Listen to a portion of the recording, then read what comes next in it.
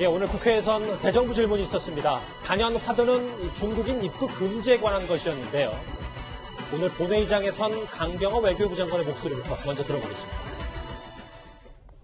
우리 정부는 왜 이렇게 눈치만 보는 겁니까? WHO의 권고라든가 또 특정 조치가 갖고 있는 장점 또 단점까지 다 감안을 해서 적정한 그런 판단을 내리고 있다고 말씀드립니다. 말은 그럴듯한데 그런 걸 종합한 판단의 결과가 지금 이 지경입니까? 2월 2일에 저희가 첫 정책을 내놨는데요. 그 관리가 지금까지는 잘 되고 있다고 판단을 하고 있습니다. 잘 되고 있어요. 그러니까 국민들은 시진핑 환심 사려다가 우리 국민 다 죽이겠다고 탄식하고 있는 것 아닙니까? 우리도 물론 왜 국민의 안전이 제일 우선입니다. 그렇지만 그 밖에도 다른 여러 가지 사안을 고려할 점들이 있다고 생각합니다. 만약에 중국에서부터의 그 입국을 완전 차단을 했다고 하면은 꼭 필요한 여행이 안 됩니다. 김태현 변호사님, 전반적인 내용을 쭉 들었는데 뭐 대통령의 생각과도 비슷한 거예요. 근데 특히 저는 관리가 지금 좀 잘 되고 있다라는 강 장관이 표현을 썼거든요. 그걸 어떻게 아세요, 본인이? 지금 중국에서 들어온 유학생 강릉에서 확진자 나온 거 아니겠어요? 공항에서는 검진이 발견이 안 되는데 강릉 와서 그렇게 됐다는 거. 그러니까 관리가 잘 됐다고 단정적으로 말씀하실 수 있는지 의문이고, 현 정부가 중국의 입국 금지를 요청할 때마다 초기부터 안 되는 이유에 대해서 시진핑 와야 되잖아. 그 얘기는 안 했습니다. 공식적으로. 공식적으로 한 얘기는 뭐냐면, 우리가 중국의 입국을 금지하면 국제적으로 우리나라도 다른 데다서 입국 금지가 당할 수도 있다. 예. 그러니까 안 하는 게 맞아. 이게 이제 공식적인 논거였어요. 시진핑 방안 이거는 공식적으로 한 얘기는 아니고. 예. 그런데 지금 상황이 어떤지 보시자고요. 우리는 아직까지 중국에 대한 입국 금지를 하고 있지 않습니다. 현실은 어떻죠? 우리나라 사람들은 어떻죠? 저희 전 세계 70몇 개국에서 입국 금지 또는 제한 이렇게 받고 있다는 거 아니겠습니까? 베트남까지 그런다는 거 아니겠어요? 그러면 강경화 장관의 저 얘기, 중국을 전면 입국 금지했을 때 저 한국인도 꼭 필요한 여행 못해. 지금도 못합니다. 뭘 더 못한다는 얘기죠?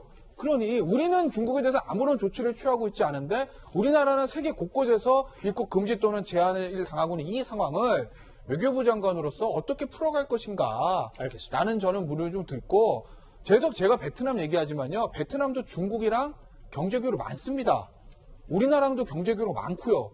근데 베트남은 경제가 아쉽지 않아서 애초부터 중국인에 대한 입국 제한하고 지금 우리나라 사람도 입국 제한 했겠습니까? 예. 왜 베트남이 그렇게 했을까라는 걸 한번 생각을 해보자는 거죠. 오늘 대정부 질문에서 진영 행정안전부 장관 역시 야당 의원에게 같은 질문을 받았습니다. 이런 대답을 했는데 같이 한번 들어보시죠.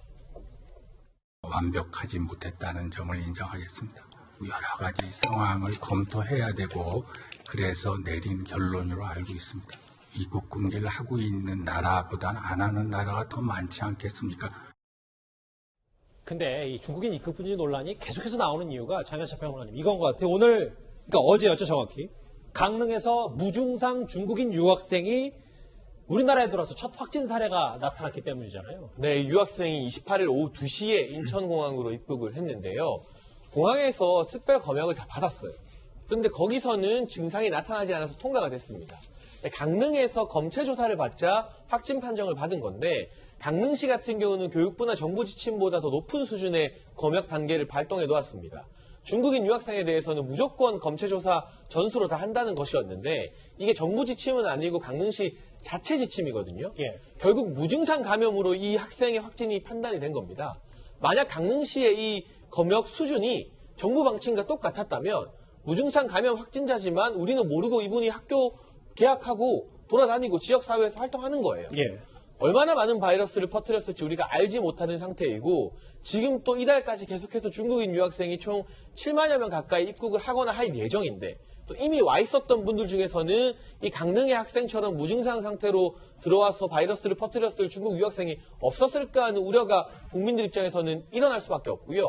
그렇기 때문에 중국인에 대한, 중국발 외국인에 대한, 그리고 중국인 유학생들에 대해서는 다른 많은 나라들이 취하고 있는 조치처럼 우리도 입국 제한을 뒀어야 되는 것이 아닌가. 알겠습니다. 지금이라도 개강 이전의 조치가 필요하다는 목소리가 여전히 전문가들 사이에서 많이 나오는 이유입니다. 그렇군요.